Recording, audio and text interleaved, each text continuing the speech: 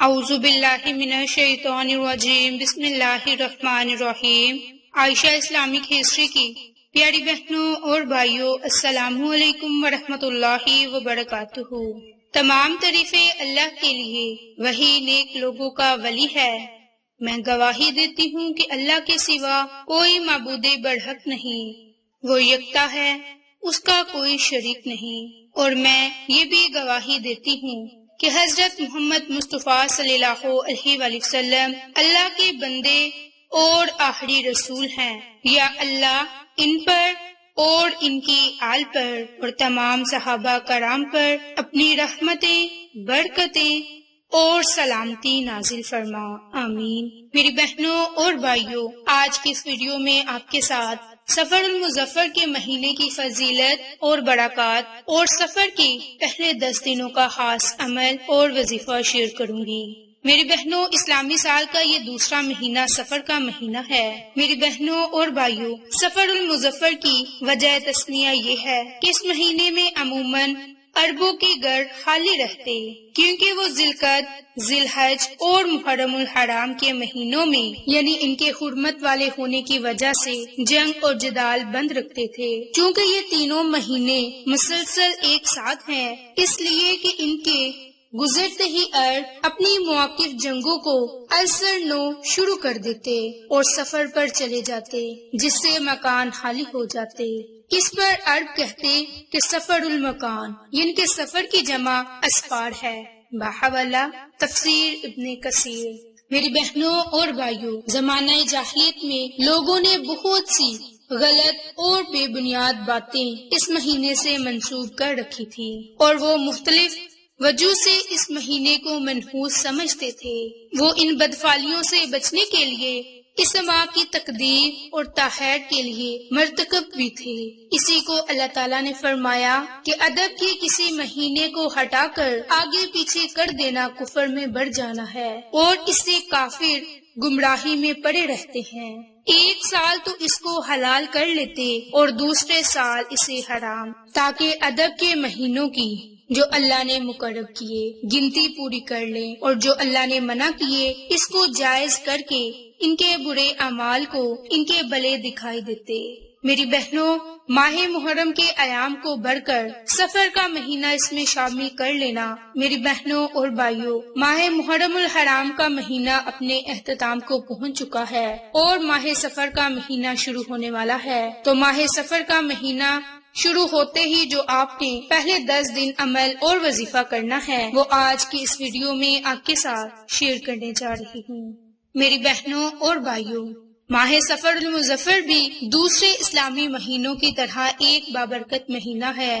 الحمدللہ ہم مسلمان اس مہینے کو منحوس نہیں سمجھتے، کیونکہ سفر المظفر بھی ایک بابرکت مہینہ ہے اور اس کی کوئی تاریخ باری یا منحوس نہیں، تمام عالم کے لیے رحمت بنا کر بھیجے گئے۔ رسول اللہ صلی اللہ علیہ وآلہ وسلم کی امت کا کوئی مہینہ بھی منحوس نہیں ہو سکتا۔ میری بہنوں، اب آپ کے ساتھ خاص اور مختصر عمل اور وظیفہ شیئر کرنے جا رہی ہوں، جو کہ آپ نے سفر المظفر کا چاند دیکھ کر لازم کرنا ہے، اور پھر مسلسل 10 راتوں تک اس عمل کو، اس وظیفے کو کر لینا ہے۔ انشاءاللہ اس کی برکت سے اگر آپ رب تعالیٰ سے گھر، گاڑی، دولت، رزق، اولاد، بنگلے، جو کچھ مانگو گے رب تعالیٰ آپ کو ضرور عطا کرے گا۔ میری بہنوں، ماہ سفر کا چاند دیکھ کر آپ نے کون سا عمل کرنا ہے اور کس طریقہ کار سے کرنا ہے، یہ اب آپ کے ساتھ اس ویڈیو میں شیئر کروں گی۔ تو میری بہنوں، جو بھی انسان، جو بھی میری بہن یا بھائی اس عمل کو کر لیتا ہے تو اللہ تعالیٰ اس کو بہت زیادہ عطا فرماتے ہیں۔ اللہ پاک اس کو اس عمل کی برکت سے مالدار کر دیتے ہیں، کیونکہ ماہ سفر کے حوالے سے بہت سی ایسی روایات ملتی ہیں، کیونکہ اس مہینے میں بہت سی آفات انبیاء کرام پر نازل ہوئیں۔ اگر آپ چاہتے ہیں کہ آپ کو اللہ تبارک و تعالیٰ اس مہینے میں برکتوں سے نوازے، آپ کی پریشانیوں کو ختم فرمائے، تو آپ ماہ سفر کا چاند دیکھ کر یہ عمل کر لیں۔ میری بہنوں، جیسا کہ آپ کو بتا چکی کہ ماہ سفر اسلامی قمری سال کے دوسرے مہینے کا نام سفر المظفر ہے۔ اس سفر کے مہینے کے بارے میں بیان ہے کہ حضرت بابا فرید شکر گنج فرماتے ہیں کہ ایک برس میں 10,80,000 بلائیں نازل ہوتی ہیں، اور ماہ سفر میں 9,20,000 بلائیں نازل ہوتی ہیں۔ ایک حدیث میں ہے کہ نبی پاک صلی اللہ علیہ وآلہ وسلم کا ارشاد ہے کہ جو کوئی مجھے سفر کا مہینہ گزر جانے کی خبر دے گا، میں اسے جنت میں جانے کی بشارت دوں گا۔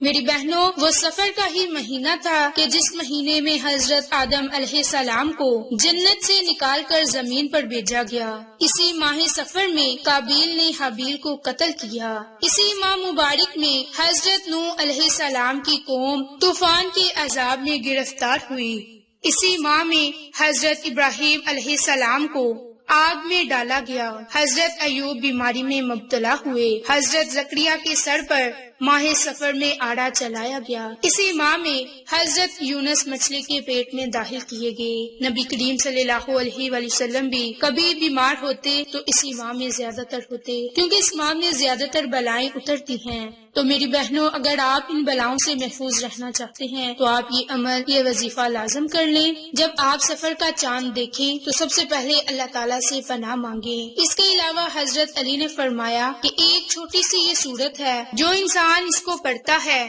اس پر اللہ کی رحمتیں نازل ہوتی ہیں۔ اور وہ سورت کیا ہے اور اسے کس طرح پڑھنا ہے، اس کا پڑھنے کا طریقہ کار کیا ہے، میری بہنوں اب آپ کے ساتھ وہ شیئر کرنے جا رہی ہوں۔ میری بہنوں، اب آپ کو عمل کرنے کا طریقہ کار بتاتی ہوں کہ آپ نے سفر المظفر کا چاند دیکھ کر 2 رکعت نماز نوافل پڑھنی ہے، اور یہ نوافل آپ نے مسلسل 10 دن تک لازم پڑھنے ہیں۔ ان نوافل کو پڑھنے کا اب جو طریقہ کار ہے، جو ترتیب ہے، وہ اب آپ کے ساتھ شیئر کرنے جا رہی ہوں۔ تو میری بہنوں، جب آپ سفر المظفر کا چاند دیکھ لیں تو اس کے بعد آپ 2 رکعت نماز نوافل پڑھیں، اور نوافل آپ نے اس طرح سے پڑھنی ہے کہ آپ نے پہلی رکعت میں سورۃ فاتحہ کے بعد 10 مرتبہ سورۃ اخلاص کو پڑھنا ہے۔ دوسری رکعت میں بھی آپ نے سورۃ فاتحہ کے بعد 10 مرتبہ سورۃ اخلاص پڑھنی ہے، اور اسی ترتیب سے آپ نے یہ 2 رکعت نماز نوافل ادا کرنے کے بعد رب تعالیٰ سے خصوصی دعا مانگنی ہے۔ جو بھی آپ کا جائز مقصد ہوگا رب تعالیٰ سے، رب تعالیٰ اس میں آپ کو کامیابی ضرور عطا فرمائے گا۔ میری بہنوں، اسی ترتیب سے آپ نے روزانہ کے معمول پر نوافل پڑھنے ہیں، اور جب آپ نے سفر کے دوسرے دن یہ رات کو نوافل پڑھنے ہیں تو 1 مرتبہ کم سورۃ اخلاص کو پڑھنا ہے، یعنی کہ 9 مرتبہ۔ پھر تیسرے دن پھر مزید 1 مرتبہ کم سورۃ اخلاص کو پڑھنا ہے، یعنی کہ 8 مرتبہ۔ اسی ترتیب سے روزانہ کے معمول پر 1 مرتبہ سورۃ اخلاص کو کم کرتے جانا ہے، اور آپ نے 2 رکعت نماز نوافل روزانہ پڑھنے ہیں۔ جب 10 سفر المظفر کا دن آئے گا تو اس دن آپ نے 2 رکعت نماز نوافل جب ادا کرنی ہے تو سورۃ فاتحہ کے بعد 1 مرتبہ سورۃ اخلاص پڑھی جائے گی، اور دوسری رکعت بھی اسی ترتیب سے پڑھی جائے گی۔ اس طرح آپ ان 10 دنوں میں یہ نوافل ادا کریں اور رب تعالیٰ سے خصوصی دعا مانگے۔ میری بہنوں، یہ نوافل آپ نے صرف اور صرف سورۃ اخلاص کی بنیاد پر پڑھنے ہیں، کیونکہ سورۃ اخلاص کی برکت سے ہی آپ کی زندگی کی آنے والی تمام بلائیں ختم ہوں گی۔ آپ کے گھر ہر قسم کی آفت اور بلا سے محفوظ رہے گا، شیطانی وسوسوں سے محفوظ رہے گا، کیونکہ یہ سفر کا مہینہ ہے اور ہمیں چاہیے کہ ہم ہر قسم کی بلا سے محفوظ رہ سکیں۔ میری بہنوں، اگر آپ کو یہ ہماری ویڈیو پسند آئے تو اسے لائک، شیئر اینڈ سبسکرائب کریں۔ جزاک اللہ۔